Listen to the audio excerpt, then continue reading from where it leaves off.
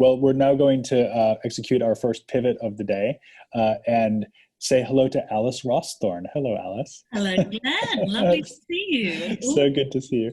Let me just introduce you briefly in the vanishingly small case that there might be some in the audience who aren't aware of your previous work. Of course, we know you well, Alice, as the former director of the Design Museum, of course, in London, and also as a clarion voice for design, writing in the New York Times, the Financial Times, and many other places, and of course, author of many books, including Hello World, a favorite of mine. I have been following your collaboration with Paola Antonelli at the Museum of Modern Art this year with great interest, Design Emergency, which tracks the response among contemporary practitioners to the pandemic. And to my mind, Design Emergency has really been the most informative survey of what's going on in the field this year, really, in this moment of incredible turbulence and really, terrifying breakdown of so many systems. So it's been fantastic to see you and Paola spending such time and effort and putting your knowledge to that end. So thank you for doing that, and thank you for being here today with us. You're going to be speaking to the theme Designing a Sustainable Future, and I guess you may have some images to show. Is that right? I do indeed. So okay. Share the screen now. Yeah, let's go ahead and start with that. Thanks.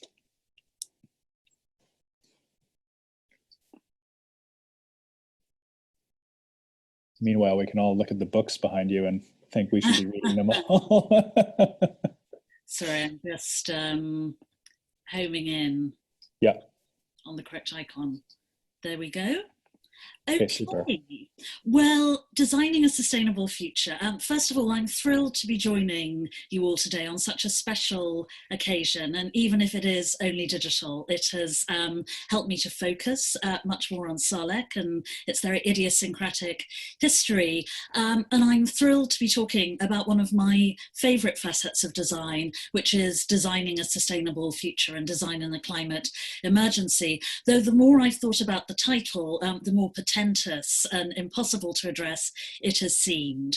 It's unquestionably, of course, one of the greatest challenges and opportunities for design today, and I'm going to look at what design can do to tackle the climate emergency at this critical time when, despite the disruption and turmoil that Glenn has alluded to, we've reached a milestone in public understanding of its dangers and also of the need to fight it, and yet face huge political obstacles to doing so, and not only because of the pandemic.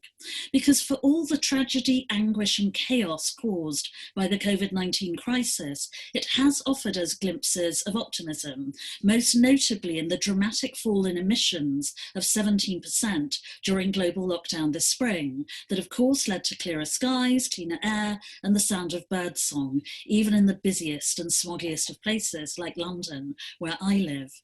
But no sooner were lockdowns lifted than emissions resurged, and the news about the climate emergency got worse and worse and worse.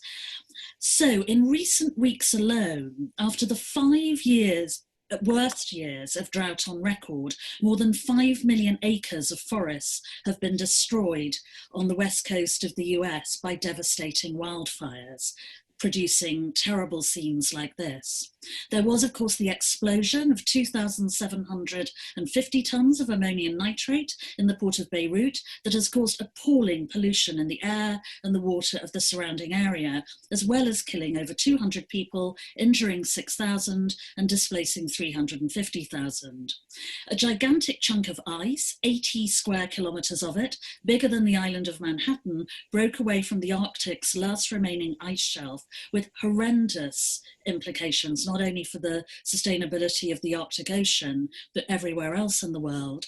And during the hottest summer on record, the highest temperature ever measured on Earth, over 54 degrees Celsius, was recorded in California's Death Valley. And of course, these recent catastrophes simply threaten to accelerate longer-term problems.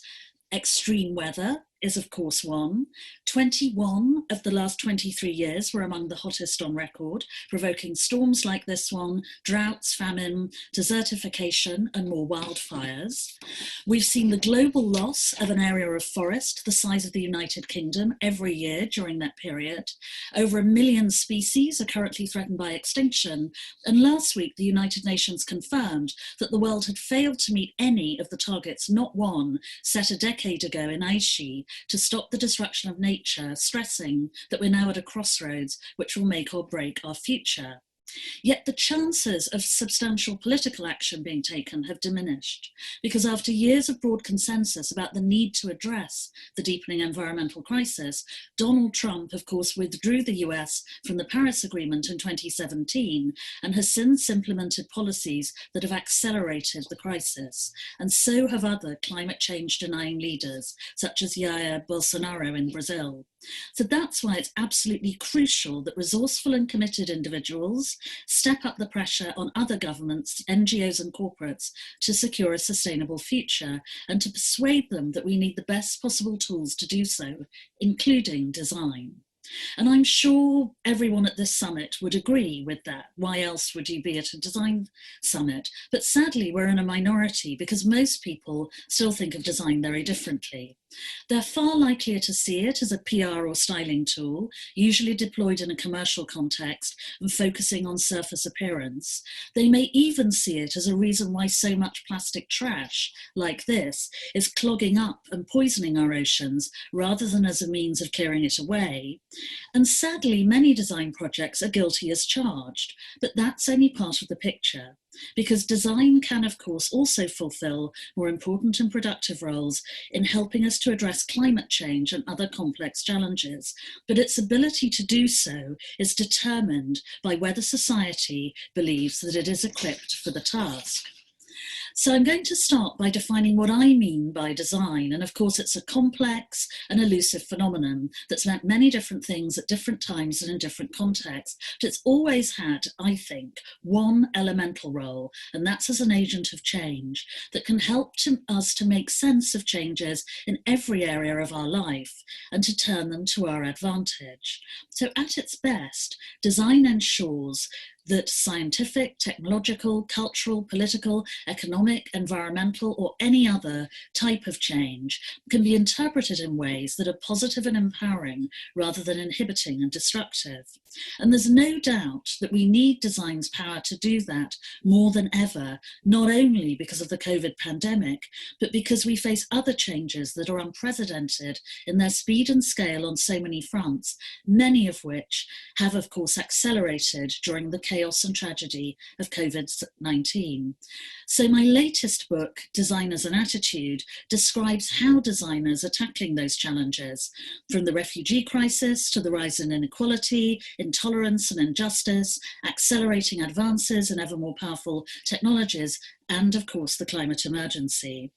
Design isn't a panacea for any of these complex and terrifying challenges, far from it, but it can help us to address them if, and it's a big if, it's applied intelligently, responsibly, and constructively. So what are the chances of design being able to do exactly that with the climate emergency? First, I'm going to run through some of the negatives, the things that are likely to prevent that from happening.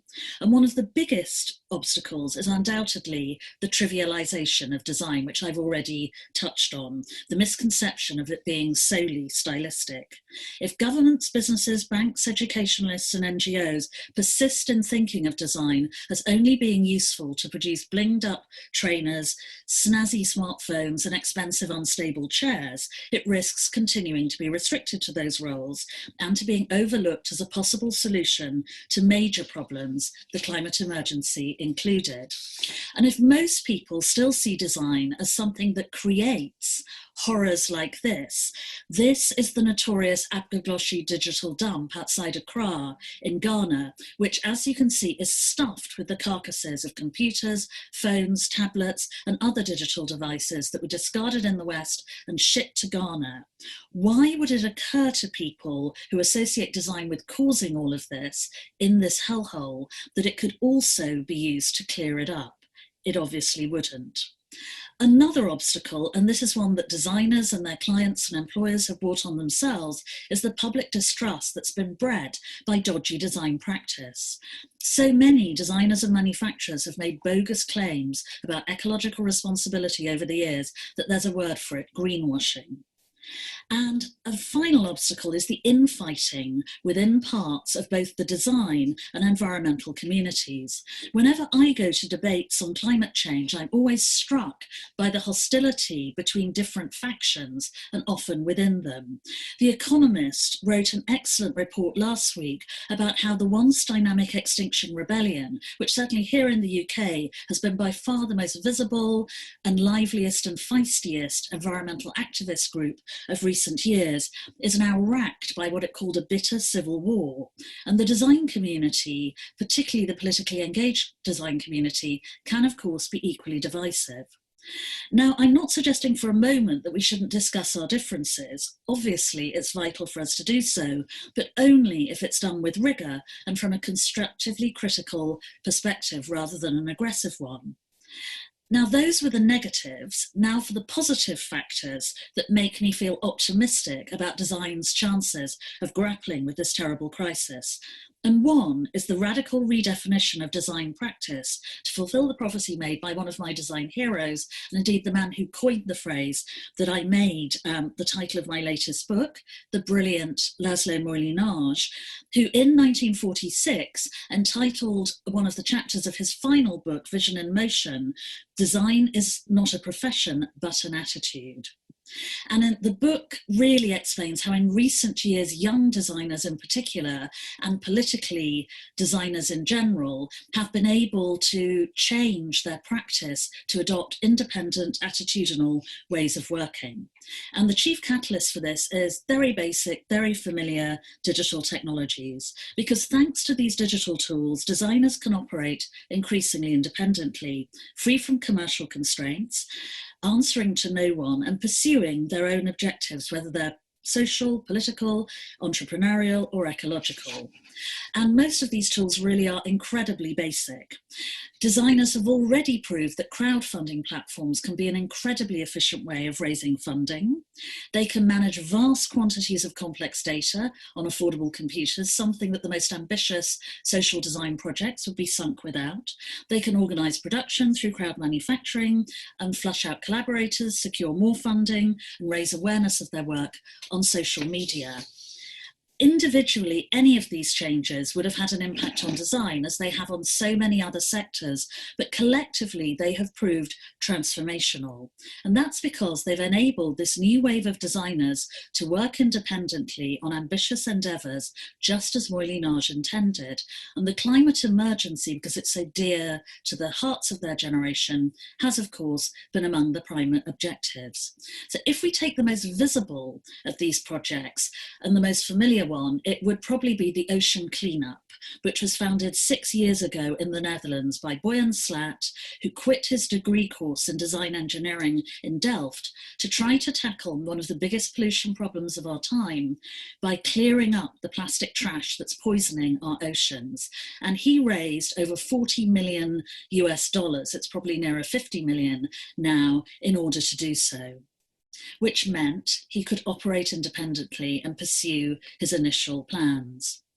Another positive is that the corporate sector now has powerful incentives to operate sustainably, because doing so offers such significant financial benefits that it's in its self-interest to do so. So number one, blindingly obvious, any business that uses less energy, fuel and water stands to save substantial sums of money, as well as reducing its carbon footprint.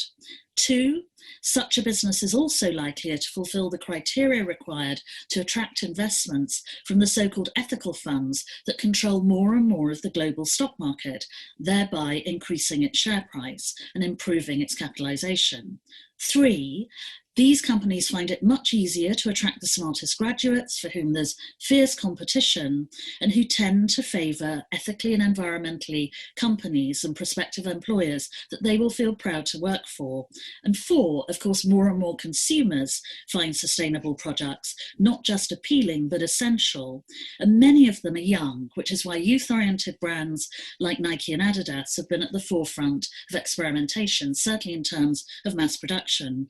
And finally, the raw materials required to produce tech products, including smartphones and computers, are becoming so scarce and expensive that Apple, Samsung, and the other companies selling them recognize the value of reclaiming their own raw materials and recycling them responsibly, hence projects like Apple's Trade-In, which is blasted across the windows of its main store in London.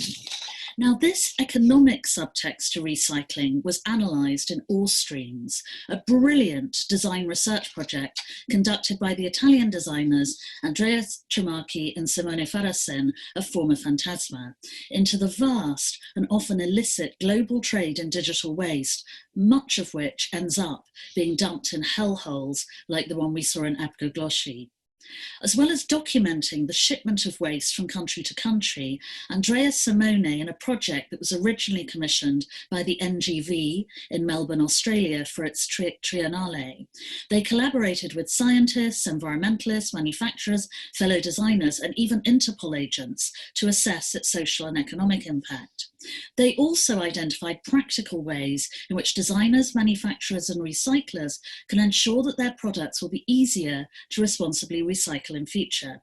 So a practical example would be advising them against using black rubber to cover copper wire. And if you look around you, almost all, unless they're made by Apple, the electronic and digital devices we have do indeed have black rubber covering the copper wire, because the colour black is indetectable to the visual sensors in recycling plants. So all of that potentially valuable and useful copper is sent straight to recycling.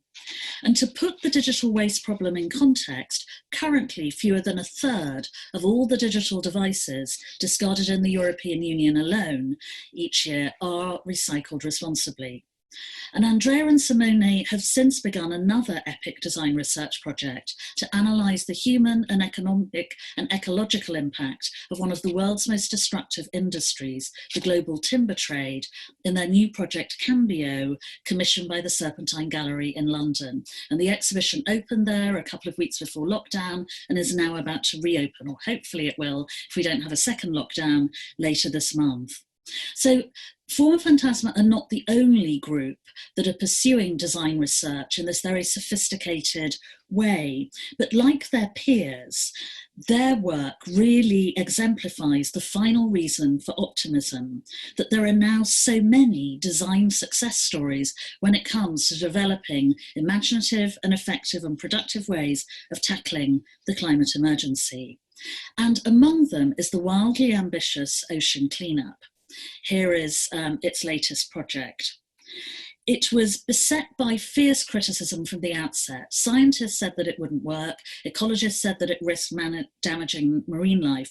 But thanks to his $40 million, Boy and Slack could afford to ignore the critics and to complete the design, prototyping, and testing of the system.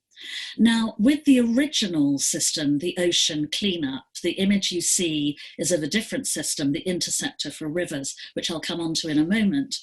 They encountered huge technical problems, but it finally completed its trials in the Pacific last year, and a second version of the system, System 002, is scheduled for launch in 2021. And the ocean cleanup has also developed this new system. This is the small, or seemingly small, it's actually enormous, white and blue craft you can see in the bottom right-hand corner of the screen. And this is the Interceptor, a solar-powered waste collecting system, which is designed to stop plastic trash from leaving rivers to enter the ocean, which obviously is a blindingly simple but very effective way of addressing the problem. And the ocean cleanup's now running pilot projects of the Interceptor in Malaysia and Indonesia, and after a brief delay during lockdown, it started work in the Dominican Republic this summer. Now, Also ambitious, but operating on a very different scale, is the zero waste initiatives of the 1,500 residents of Kamikatsu, a small mountain village in Japan, surrounded by rice fields and forests on the island of Shikoku. And this demonstrates the contribution that resourceful and determined individuals can make to curbing the climate emergency. It began in the year 2000 when the Japanese government announced it was going to close Kamikatsu's incinerator. It would have been incredibly expensive for the village to replace it, and rather than ship their waste elsewhere, which would also be time-consuming, expensive, and of course continue to be ecologically irresponsible, the villagers took a collective decision to reduce and eventually eliminate it. So a zero waste academy opened in the village to educate them all as to how to do so. And waste is taken there to be deposited, and here it is, to be sorted into 45 different categories in preparation for reuse and recycling. Anything sellable is dispatched to a recycling store, and other products are designated for reuse, like windows that are no longer needed, or kimonos whose fabric is upcycled at the craft centre. A bar opened in the village a couple of years ago, and its entire facade is a collage of windows that had literally been chucked out and discarded by villagers. So very practical exercise in recycling. Now, the residents of Kamikatsu eliminated over 80% of their waste last year and had hoped to hit their zero waste target by the end of this year. But sadly, lockdown intervened and they're still struggling to find ways of recycling leather shoes, nappies, and another couple of tricky exceptions, but remain completely committed to completing the project in the near future. But there are also, of course, a plethora of projects in our cities to make them cleaner and greener. And perhaps the city at the forefront of this is the Dutch city of Utrecht, which has not only unveiled but implemented radical plans to reduce the use of cars and lorries and other vehicles by prioritising cycling and walking. And this is the world's biggest cycling garage that opened beneath Utrecht's main railway station last year with enough space to store 12,500 bicycles, and it's cyclable throughout. If you arrive on a train at the station, you literally cycle down a ramp and into the cycle garage, and you can also approach it from the street. It's even color-coded, red for cycling and green for walking areas. Similarly, throughout the city, Utrecht has reduced car and lorry driveways and turned them over for cycling and walking. And but this cycling garage really is the sort of centerpiece of its transportation initiative. But in its efforts to clean up and beautify the city, it has even announced plans and started construction on the conversion of a 12-lane motorway that was built there in the early 1970s that's being transformed back to its original use, a waterway dating back to the 12th century. And of course, the Utrecht Council is planting vegetation on as many flat roofs as possible as part of the worldwide development of urban farms, another dynamic design phenomenon. And this is Agripolis. We've gone from Utrecht to Paris. And this urban farm already occupies 4,000 square meters on the roof of Paris Expo Porte de Versailles in the southwest of Paris, which is the biggest exhibition park in France. By 2024, when some of the events at the Paris Olympics will be held there, Agripolis will occupy 10,000 square meters of the roof and will be the biggest urban farm in Europe. By then, it will be producing 1,000 kilograms of fresh fruit and vegetables every day to be sold to nearby shops, cafes and hotels, thereby reducing food miles and providing fresh seasonal produce for local residents who can also rent wooden crates on the roof as sort of mini allotments to grow their own fruit and vegetables. But my favourite of all the epic ecological endeavours of the Anthropocene age is this one, and it is the Great Green Wall of Africa. It's an epically ambitious project that was launched in 2007 by the 21 countries in the Sahel region, one of the hottest, driest, and most deprived parts of the world on the southern edge of the Sahara Desert. And its objective is to grow a continuous 8,000 kilometre strip of vegetation. You can see just a tiny part of it here, right across Africa, from the Atlantic coast of Senegal to Djibouti on the Red Sea. And the aim is to restore the land through this vegetation, to reverse the devastating desertification that's been caused, and the damage produced by droughts, famine, conflicts, poverty, and mass migration in recent decades. One of the wonderful things about the Great Green Wall is that it's an African-led endeavour, though it's supported by the United Nations Convention to Combat Desertification. And each of the 21 countries that signed up to it is responsible for implementation within their own terrain, which inevitably means that it's progressing at very different paces in different places. So far, Ethiopia and Senegal have been the most active and productive and successful countries. Ethiopia has already restored over 15 million hectares of degraded land, and Senegal has planted over 11 million trees. Burkina Faso, Niger, and Mali have also been reasonably successful, but they've adopted very different approaches by encouraging farmers to revive old methods of irrigation and to stop soil erosion. Now, so far, over 750 miles of greenery has been planted, so about 18% of the Great Green Wall has been completed. But the focus of the project is less on the progress of the wall itself than on its impact in persuading each country in the Sahel region to transform arid desert back into fertile farmland, whether it's in this particular strip or not.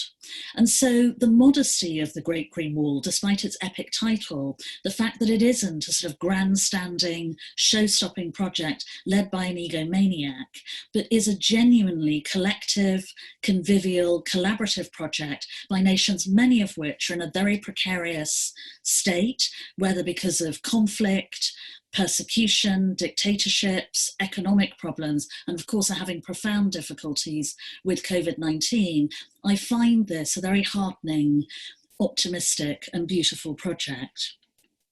But heartening though all of these projects are, they're all works in progress, and they're experimenting with complex problems, often in deeply unstable contexts, even if you take COVID-19 out of the equation. Yet their success or failure will not only have a profound impact on the people and places that they're intended to help, but could prove critical in redefining public and political perceptions of design. So if we go back to the controversial ocean cleanup, and here's the original System 001 going majestically out into the Pacific after the trials were successful. If this project succeeds, it will be much easier for other ambitious, independent design endeavours to secure the funding and the public and political support that they urgently need. But if the ocean cleanup and other high-profile projects fail, it's going to be much, much harder for all the others too, because every sloppily designed flop will be a major setback. And unless design, whether it's attitudinal or otherwise, proves its worth in this new terrain, why would politicians, bureaucrats, investors and NGOs consider it to be capable of tackling the climate emergency and other complex and onerous challenges? It wouldn't be responsible for them to do so. Now, I passionately believe, as I'm sure all of you do too, that design is one of our most powerful tools to address them, but only if it is deployed with intelligence, sensitivity, extreme care and precision. And this will only happen if there are fundamental changes in design practice. One is for design to be interpreted in its broadest strategic sense as an agent of change, a process of change management, and a series of skills that can be applied in many different contexts. Two is that design needs to become, as a culture, as a community, more compassionate. In the industrial age, design tended to be defined, or at least to pretend that it was defined, by certainties. This made it plucky and optimistic, but also prone to arrogance. And empathy will be as essential to design as to every other aspect of our lives in future. 3 is for the design community to be generous and open in forging true collaborations with specialists from other disciplines and treating them as learning opportunities, and to do the same to the specialists from other fields who are increasingly experimenting with design and will play increasingly important roles in the design process in future, as will the users. The design community also urgently needs to become more diverse and inclusive. If you believe in design, it stands to reason that we need the best possible designers and that we're not going to get them unless they're drawn from every sphere. And not just the white cis males who fill design history books. And finally, we need to accept that as designers and design projects become ever more ambitious, the consequences of their failure will escalate, and we have to be ready to take responsibility for that. So as we say here in what's still struggling to remain the United Kingdom, breaches of international law notwithstanding, fingers firmly crossed. Thank you. Thank you very much, Alice. That was a fantastic and very enlightening overview of what is perhaps our most urgent social problem and how design can interface with it. We have a good amount of time for questions, and there's a lot to get into. So from one person sitting in a supposedly united country to another, let me go ahead and jump in with a few. One thing that struck me immediately when you began talking, and I think it was because of the very bold way in which you set up the question with those images from, satellite, and just the kind of sheer scale of the problem that we're facing, is the question of what this means for individual designers who may feel that, the possibility of achieving something of the requisite size to cope with the questions that you're raising just seems insurmountable. And I was thinking, just for example, of the conversations that we had with the fellows at dieDAS yesterday. And just to give one example, Basha Stitgen, who was one of the fellows, is doing things like taking waste eggs that, aren't saleable because they don't look pretty enough, and turning it into a new raw material, or taking blood from animal, slaughterhouses and using that to make these objects that can be used. But, they're very prototypey. They're very, speculative objects. They're not really oriented towards mass production. So what do you say to young designers who have ideas about different ways that we can produce and consume and distribute, but aren't sure how to scale up to the level where it would make a big impact? Well, it's an absolutely reasonable question, and it's an understandable concern. I think it would take a swaggering egomaniac not to consider those very sensible issues that you've talked about. I think what I would say is just look at all the incredible work that's out there. I mean, the ocean cleanup, I think, has been rather belittled and marginalized by the design community. You look at the photographs of investors meeting or funders meetings, for example, and Boyan Slat is swaggering like a sort of K-pop star in front of an adoring crowd. The way that he and his team have managed the optics of the project has been phenomenal.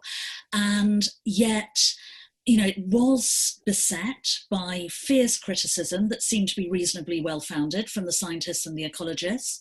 They rebuffed the criticism, but really had to prove the merits of the project, and they pursued it. And they conducted the live trials very much in public with regular reports of them. They encountered horrendous technical difficulties along the way. At one point, the System 001 had to be towed back ignominiously to dry dock in San Francisco, and it was there for many months while they, the problem was that it was very efficient at capturing waste, but very bad at holding on to it, so it would just drift back into the ocean.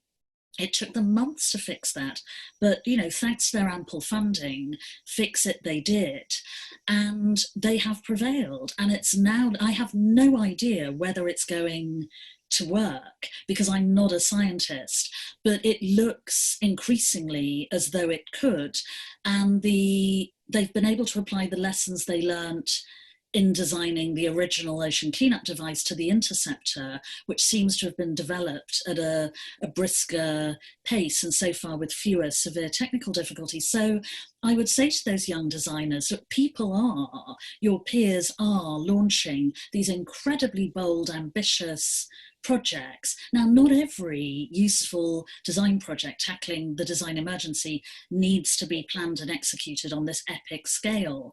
But I think there are lessons to be learnt from them, not to be mortified about making mistakes in public. I think it would be very beneficial to design as a culture to be much more honest about its failures, whether they're sort of, failures during the design process or failures during practice. It's foolish to pretend that every design project works brilliantly from start to finish. So I think there are all sorts of ways in which design culture can become more honest, more rigorous, more generous, more open-minded, more inclined to share, as I pointed out. And I think these young designers are very lucky to be entering design culture at a time when that process is beginning. And they have so many incredible role models to draw on. I mean, I always believed fervently, for as long as I've written about design, which was really the second half of my career for the last 20 years, in its social, political and ecological value.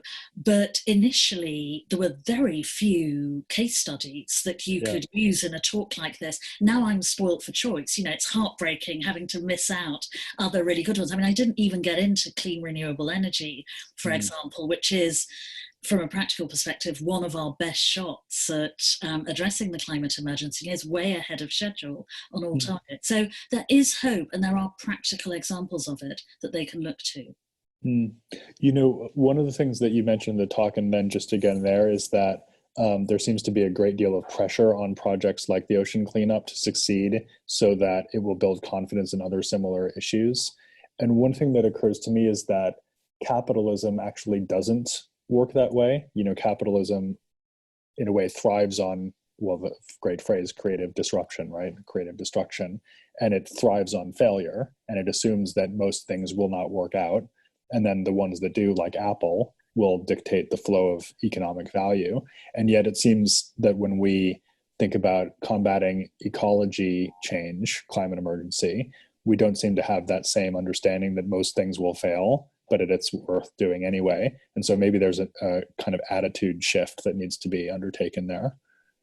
It's a very interesting point, because I mean, what you've really described isn't so much capitalism in general. It's more sort of private equity investment principles, that you have a sort of basket of investments and your gamble is that one of them will pay off. So if all the others fail, which obviously the practical consequences of that in terms of the efficiency with which businesses are managed, the personal commitment of senior management to them, their emotional attachment to their local communities, and all the other things that we associate with good corporate citizenship, that's been weakened by this model. So I certainly wouldn't advocate that model being used for design or anything else. But in a culture like design, where risk and ingenuity and leaps of the imagination are so enmeshed, actually it is an interesting operating model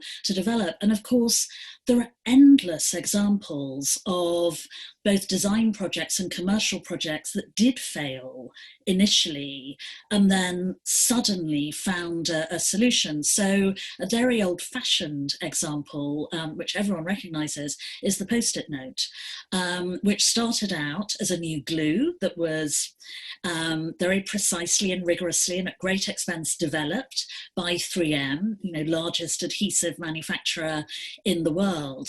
But 3M could not identify, and it was a glue that stuck things, but not permanently. So you could peel it off. So this sort of sticky, but not too sticky enough to be permanent glue, 3M was very excited about from a chemistry perspective, but could not think of a practical application for it. And I think it took 11 years. Apparently 3M in the 60s had challenges. And so whenever a a boffin-like scientist invented something new, usually a new adhesive, they would notify all employees about it, and a design challenge would be launched to find a useful application. And famously, another scientist at 3M was a keen chorister and was singing Christmas carols in his local church choir, and was irritated because he put bits of paper in his hymn book and they kept on falling out. So he was constantly late to start with his fellow choristers. So he couldn't find his place and thought, bingo. I mean, it cannot have been as simple as this, but it's great. Wow, what I really need is a little bit of paper that's sticky, but not sticky enough to stay there forever. And that was, this billions of dollars product for 3M from something that had failed. It had been useless, but interesting from a scientific perspective. So, most design projects are endless works in process, but to your point, I think it's very interesting. If you look at Apple in the Steve Jobs era, it was all about secrecy. And so the idea was that when the product was launched, and apparently the iPhone had been ready for launch 6 years before it actually came out, but he still wasn't convinced by it and satisfied by it, so they held it back. Now, Apple is constantly launching beta products. It sidelined so many app developers last week by launching a new operating system with a couple of hours notice. So it's all about testing its new operating systems, its new products, its software in public. So it's become much more open. And of course, in an open source design culture, that's much more common. It's a much more standardized approach now. But I think that the funding of design projects will be crucial. It actually sounds slightly bonkers to talk about something we're so familiar with as crowdfunding, that, I tend to support when it's a good cause, as being such an important catalyst for design innovation in the future. But the amount of money it generates is absolutely phenomenal. Boy and Slack did not expect to raise so much money for the ocean cleanup. And if nothing else, it proved that if you have a really romantic, compelling design story that seems to have a sort of moonshot-like chance of working, and you present it in an engaging and responsible way, and it identifies a problem that people care passionately about. And of course, plastic is such an anathema, particularly for kids. It has become a truly toxic substance for us, that you can really capture people's imagination and raise substantial funding to support you. So I think for all its contradictions and all the criticism and all the risks it's run, and for all the fact that in many ways you can see a sort of junior Philippe Starck being at the helm of all of it, it's a bit like being back in the 1980s with all the showmanship, I think it really raised the bar for design and raised the bar for ambition. But whether we'll have sort of private equity style design funds where they take a punt on individual designers, that has had such terrible consequences. We've all seen the consequences with care homes in the US and the UK during this pandemic, because so many of them are owned by sort of invisible private equity investors who drain them of investment and PPE and so on. I'd be loath to see design falling into a similar pattern, but I'm sure there is a sort of an ethical investment way that could be very interesting to explore. I did want to ask you another question about that, Alice, because I've been struck by, and this is maybe perhaps more of an American debate, but I've been struck by arguments against the whole premise of a philanthropically driven solution to the climate emergency. The argument there in its simplest form simply being that if we depend on private investors, the Bill Gateses of the world, to solve this problem for us, it effectively lets governments off the hook, and it prevents us from coming to a democratic social accountability with regard to the problem. And it does strike me that one possible critique, even of the most inspiring projects that you named, like the Great Green Wall or the ocean cleanup, could be that if you pull the camera back even further, that they imply that private philanthropy is the solution to this crisis, whereas in fact it can't be a non-governmental solution. I wonder what you think of that criticism. Well, I would say two words, Trump and Bolsonaro to that. You Right. know, if only we had a fighting chance Mm, of expecting governments to take responsibility for this, as, say, many governments did, certainly in Europe after World War II, where, entire cities, towns, and villages were destroyed. And there were massive mass model housing programs, new schools, welfare states introduced in so many countries. I mean, I think we need sensibly a hybrid model. And right. of course, it would be ideal if we weren't dependent on private philanthropy for this. But if the money is available, and obviously not all private philanthropists behave in as exemplary a way as Bill Gates Right. has, to focus initially on one incredibly unpopular, hopelessly unfashionable challenge of malaria, Mm, and give it the funding that it desperately needed for research breakthroughs to be facilitated, and to do the same for leprosy and other conditions. And so I personally have no objection to the climate emergency receiving private philanthropy as well as public funding. I also firmly believe that the corporate sector has a massive role to play. mm, And there has been a sea change in corporate attitudes that's becoming more and more visible. And initially, there was a lot of garbage talked about this, in that corporates would make various claims in terms of emissions reduction, more efficient management of waste, reducing their use of water, and so on, which would subsequently be proved to be baloney, yeah. realistically, or at the very least exaggerated. But there are now much more sophisticated ways of measuring them, whether it's in their reports and accounts or externally. And the impact that they can make is absolutely phenomenal. And weirdly, watching a UK TV commercial this week, it was by Persil, part of Unilever, so our biggest soap powder manufacturer, one of our biggest FMCG producers. And it was Persil soap powder, the UK's best-selling brand. And it was all about the packaging, that Mm, suddenly it was using packaging that could be composted and so on. There's no way they would have spent so much money on a commercial advertising that, I think, even 5 years ago, certainly not a decade ago. yeah. So hopefully all these forces can come together, and we will be able to use design as one of many tools to make a difference. Alice, let's take a question from the audience, if you don't mind. This is from Heidi Jalk, and she asks, should we scale up, or should we work more at regional and community level? Isn't scaling up at some point replicating our current production system? What would you say to that, the idea of scaling down instead? Uh, they're interesting. Well, again, I think you need a combination. So, I mean, if you look at, say, Kamikatsu, Yeah. you would have thought that a zero waste initiative like that is best tackled by a local community that identifies itself as a community. And apparently only 65% of the community voted for zero waste. The others had serious objections to it. But they were convinced. They had, I mean, Japan has a much more sophisticated sense of collectivity than Yeah. many other nations do, as a sweeping generalization. And so the refuseniks did defer to the consensus, to the majority. So I think a project like that, which really depends on everyone being in it together, really does benefit from operating at a local scale. But I mentioned the generation of clean renewable energy, which is one area of tackling the climate emergency, which is way ahead of target.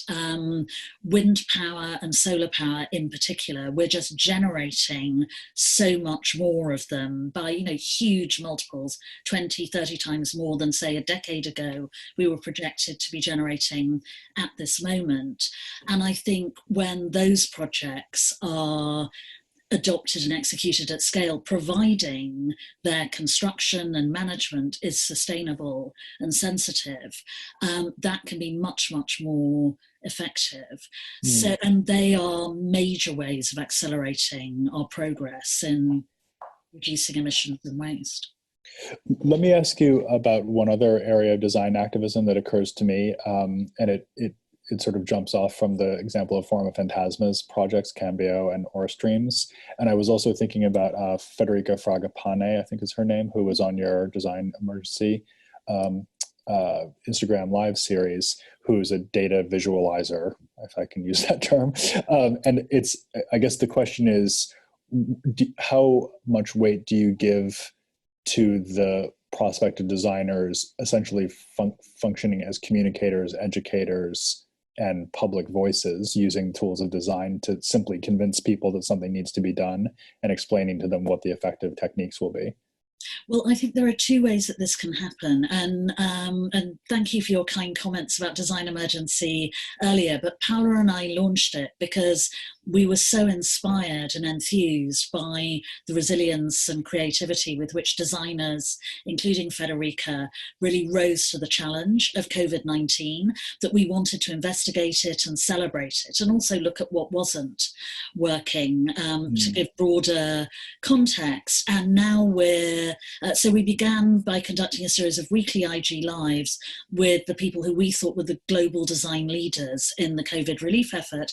And we've now moved on to a new series of IG Lives with the designers who we believe will lead the redesign and reconstruction of our lives post-pandemic. Because if you look back at huge global crises historically, generally they have been followed, they've actually been catalysts for very positive change and large-scale design innovation. So we wanted, in a very small way, we felt that by raising awareness of all this work, we would be helping the odds of that happening again this time. And also it's been an excuse for us to interview all sorts of fascinating designers from all over the world, and it's been great fun. And Federica was one of the designers. I mean, data obviously has been a very dynamic area of design in recent years, but in COVID-19 it really came into its own. I mean, faced with a global catastrophe that was fast moving and quantifiable, people became completely obsessed by data dashboards, the use of data in tracking and tracing, and also data visualizations. Federica describes herself as an information designer, and the traditional use of information design in emergency is really in public information as to how citizens should behave to cope with the crisis. So how to self-isolate, when and how to quarantine in this specific situation. But what Federica has done is collaborate mostly with NGOs. So she did a lot of work with the Sergo Foundation, really on mapping the relationship of COVID-19 and vulnerability, because it became very obvious very early on that all the nonsense about we're all equal in the face of the pandemic was not true at all, and that basically the weaker, the more vulnerable, the more disadvantaged people were, tragically, the more vulnerable they would be. But Federica, who has an extraordinary talent for interpreting data in an absolutely precise and rigorous way, but also in a way that's formally very appealing and engaging without ever diminishing the severity of the messages she's telling, has produced an astonishing series of data visualizations to explore and communicate this. So I think she really demonstrated design's value in presenting complex data and the turmoil, complexity, and speed and turbulence of what was happening in a clear and accessible way. And if you look at the data visualizations, I mean, the Washington Post have been fantastic, so have the New York Times.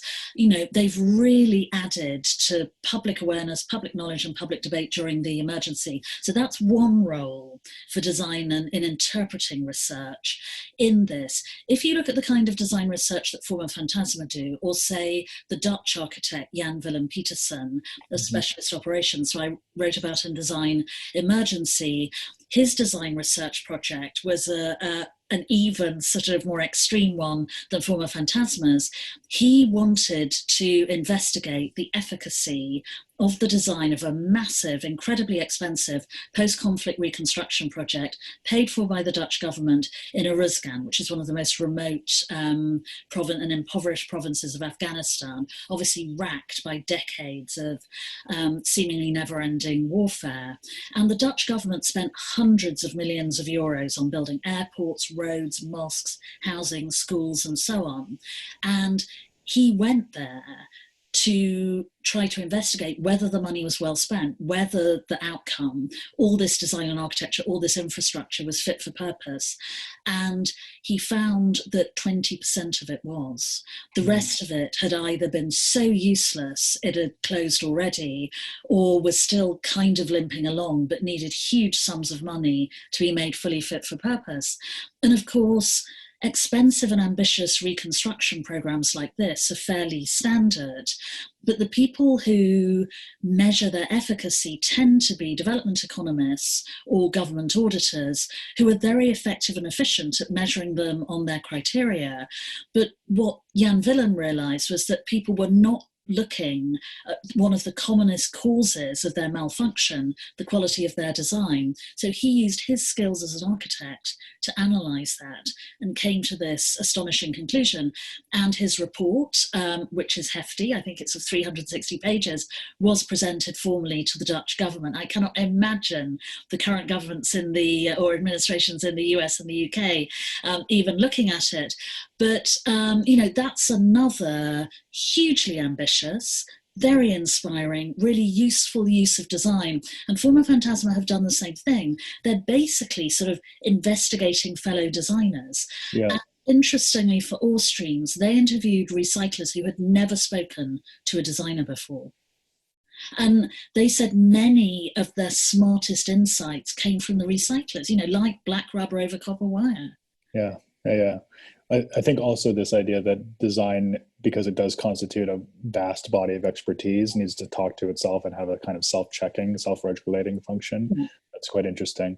Arne, can I draw you in as well? Because we have just a few minutes left. Very keenly and enthusiastically listening to you. You're a firework of knowledge, Alice, and really a pleasure to listen to. I was just wondering, as we are sort of closing our first inaugural fellowship, or our inaugural fellowship here in Zalek tomorrow, and we've had a lot of time to speak to our fellows, our young emerging talents and designers here, how you would see ways of bridging or linking talent and design on the design front and industry. I find that, not everyone is as cunning as to put together a crowdfunding platform for an idea he has, and nonetheless the idea may be good. And I sort of find that from the side of the industry, shouldn't there be more activity also to draw in talent and ideas sort of from younger designers? What do you think of that? It's interesting. I mean, obviously, for design schools, they have a big responsibility, certainly as their students are leaving, as they're graduating, to reaching out to industry. And the best schools tend to be very imaginative and very effective in doing that. So Design Academy Eindhoven's famous graduation show would be an excellent example, that it's a huge fixture in the Dutch cultural calendar, Dutch Design Week, which attracts hundreds of thousands of people from all over the Netherlands, to the fury of Amsterdam and Rotterdam, not going to either of those cities, but going to the hitherto somewhat obscure Eindhoven, is testimony to the success of the school, because the graduation show is the kernel of that. And of course, in the post-war era, in this period of sort of building a better society that I alluded to, the construction of national design councils or design institutes was considered very important, and forging a rapport between industry and designers was one of their principal roles. And that possibly became less effective, certainly in some countries, though not in all. And so those institutes focused very differently. I mean, in my experience. This is very like the relationship between prospective authors and book publishers and prospective musicians and record labels, in that from the outside, if you're the, ambitious young writer or musician, it seems impossible. They don't seem interested at all. Whereas if you speak to the publishers and the record labels, all they want is to find new talent. And so in a way, both should be pressing at open doors. And in my experience, exactly the same applies to the kind of companies that commission design. So if we think of the very high profile design-led companies today that have made a conspicuous commitment to design and have thought about it and are applying it intelligently and thoughtfully, whether it's Apple, Maharam and Kvadrat in textiles and so on. These are companies that are constantly looking for young and old designers with interesting ideas, extraordinary archives, new perspectives, interest in new technologies. There are more and more sort of research and experimentation programs. So an example would be Jan Bolen's program in Arles for the Luma Foundation, where Jan was charged by the funder of the Luma Foundation, Maya Hoffman, to set up Atelier Luma, which is an experimental design lab. So they have been focusing on the core subject of the summit, which is sustainable materials. So Martino Gamper and his studio were very lucky. They spent 2 months of lockdown in Arles working with Atelier Luma with the materials they developed, and they're now going back there to use those materials in a refectory for the art centre. So I do think there are many ways in which companies are reaching out to designers and keen to attract them.